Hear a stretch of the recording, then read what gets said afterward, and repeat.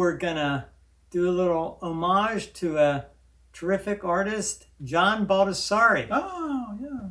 Great artist. Now, John Baldessari, I used to live in Venice Beach, California, and I was introduced to John a few times by my friend Alexis Smith.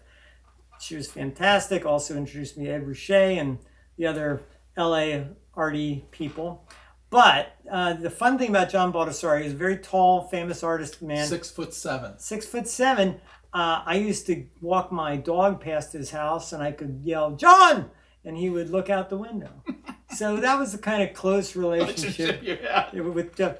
Anyway, really the reason we're mentioning Baldessari is he pretty famously burned all of his paintings that he made over a period of like almost 20 years. And then he, as an exercise with a bunch of students, wrote a piece called "I Will Make No More Boring Art." Right. And the idea was same way as a punishment in school, you would write on a like chalkboard. Bart Simpson and The Simpsons, right? Yeah, I will make no more boring art. So what we're going to talk about to you, art cheats crowd, is whether your art is boring or not, and whether that's a bad thing or not. What do you say, Joe? Yeah, it probably is. To be bad. Well, all right. So now we're getting into the meat of this thing. We've all made boring art. The thing about it is, if your art is boring, well, one thing is like there is a theory that if your art is boring, it is because you are fundamentally boring. Yeah, I was going to say it's easy to make non-boring art if you're batshit crazy. Right, because we all look at it and we go like, this is wrong, this person. Yeah. And we've all seen some stuff where we think, you look at it and you think, well, this person must have had a troubled childhood or not always great. There's something wrong with the circuitry on this one, yeah. But, there's art that you look at. Well, okay, how about this? Now we're back to, this is an idea that, Richard Walters, professor at UCLA, said, right. You go to a museum and you walk around and there's all this great stuff on the wall. Right, yeah. One great painting after another.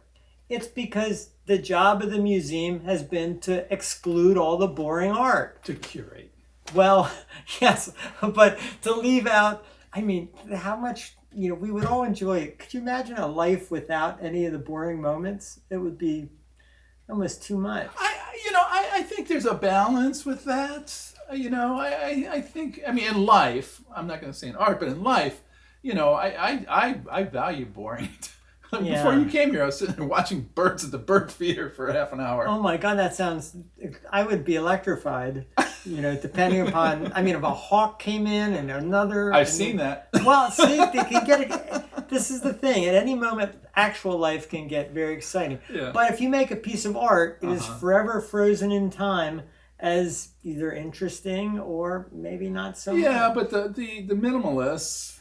Okay, so this is the tension. Like, there is some stuff that is made that is intended to be just boilingly exciting art. You're right.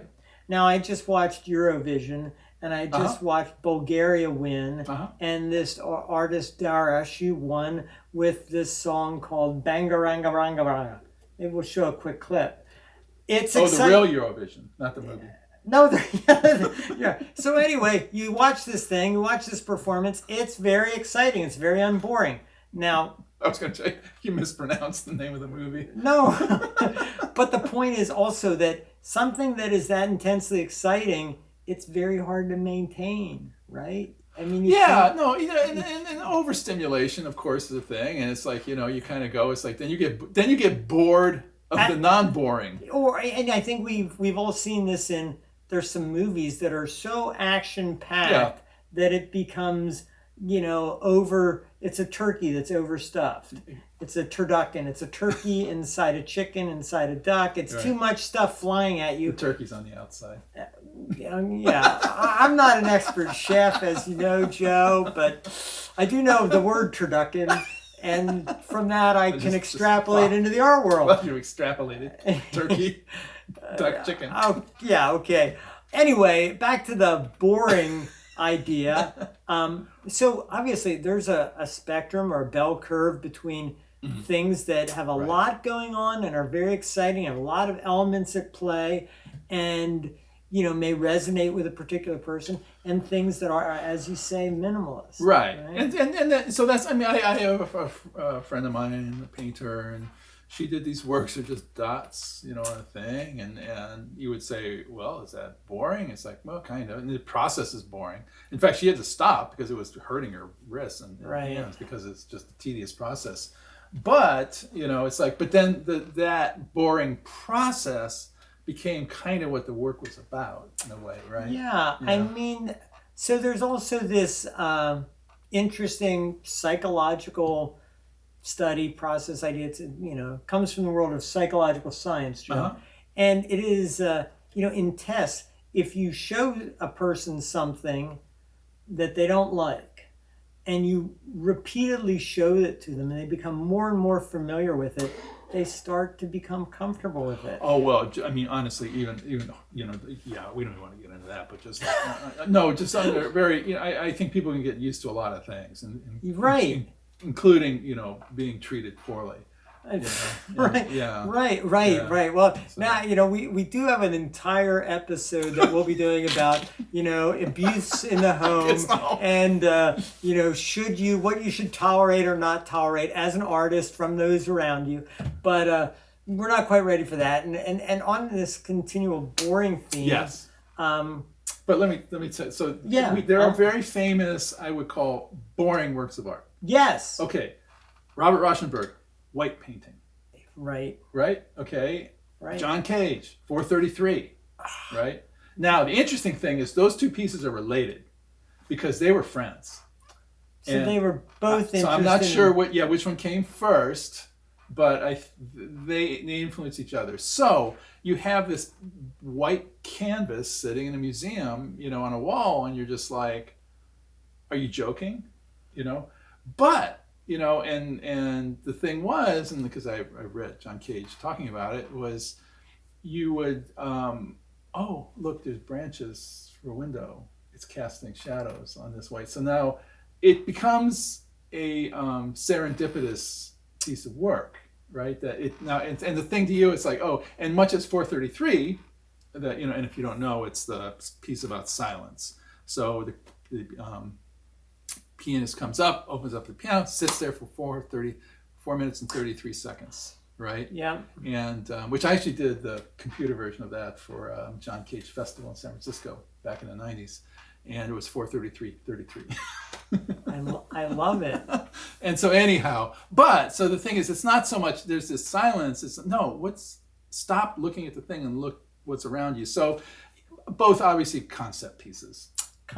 Pieces, which is what Baldessari was really, he was one of the most influential conceptual artists to ever live. Mm-hmm. The thing is about those kind of boring things, they do challenge the viewer.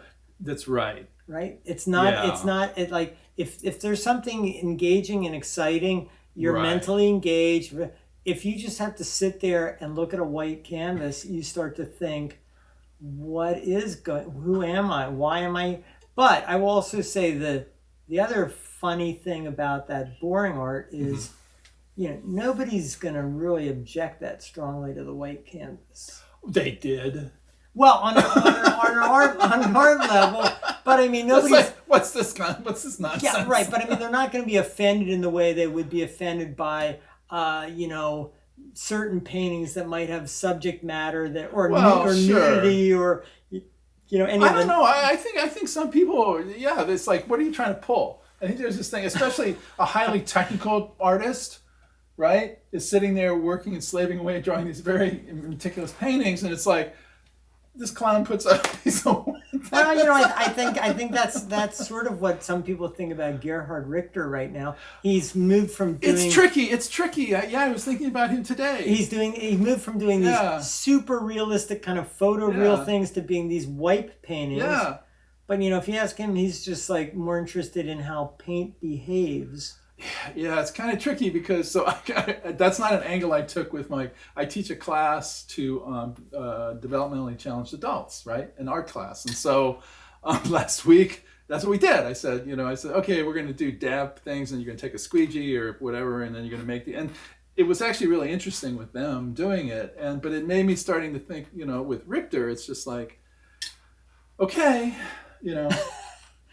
Well, also I'll give Richter.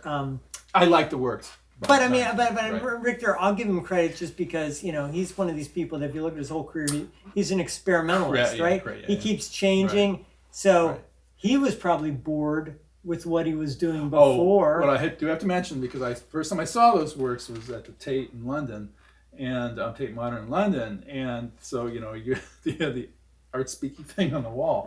Yeah. But he did mention that he was doing those works, he was listening to John Cage. Right. So. Well, So there's like this. He was jamming on the concept of interdeterminacy. There is an interesting idea that, what is left if you strip everything away and kind of a Zen, minimalist, nothing, like what's left if you remove, because like, okay, another of the things that you could say about minimalism or like all this ornamentation of complicated art is various forms of like cultural architecture that is repression, that is, consolidation, that like we're all supposed, like right now, they're ornamenting the White House with golden filigree. Now that's going back to the kind of design idea of, the French Regency. Yeah. So Exactly. Okay, here's an art sheet tip. One of the great things to do, and we've said this before, is if you can find a very personal expression, that's probably going to be interesting to us no matter what. And if your personal expression is minimalist, fine. If it's super complicated, fine. But if your expression is just a copying of somebody's blah, blah, blah. Well, That's probably kind of boring. It's kind of boring. I mean, okay, I went to Comic-Con, and there are many fantastically talented artists that show their work at Comic-Con. And it was kind of discouraging to see them all doing different versions of Marvel's The Hulk. Mm-hmm. And these are people with terrific technical ability. Yeah. And I mean, they're trying to cash out, though. Cash out. Isn't that the name of the game? Well, no. All right. So what we've learned here is that. What have we learned? Okay. Walter. Here's the thing. So are you recommending people to make boring art? Okay. Are you a counter to? I will. Okay. So Mr. Baldessari. Mr. Baldessari said, "Make no more boring art because it's deadly death to the human spirit." What we're gonna say is, if you choose to make boring art, it can still be very successful. I will hold up the icon of Thomas Kincaid, incredibly successful doing all his homey little portraits of cute little houses. It was incredibly boring. It was very familiar, but people often like the boring familiar, and they're afraid of the strange adventure. So you might find a good pile of cash doing pretty boring stuff. Once again, it's down to the cash pile. Well, and you said it before. It's the thing about it's the art of confrontation versus the art of accommodation. Accommodation, right? And you got to decide what kind of an artist you are. Are you a confronter?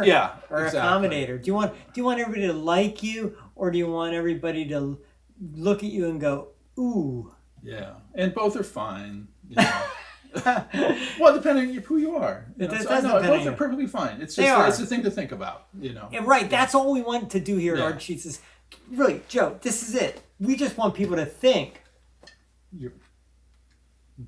Where's the hammer? Where's the nail? Kink. That's it.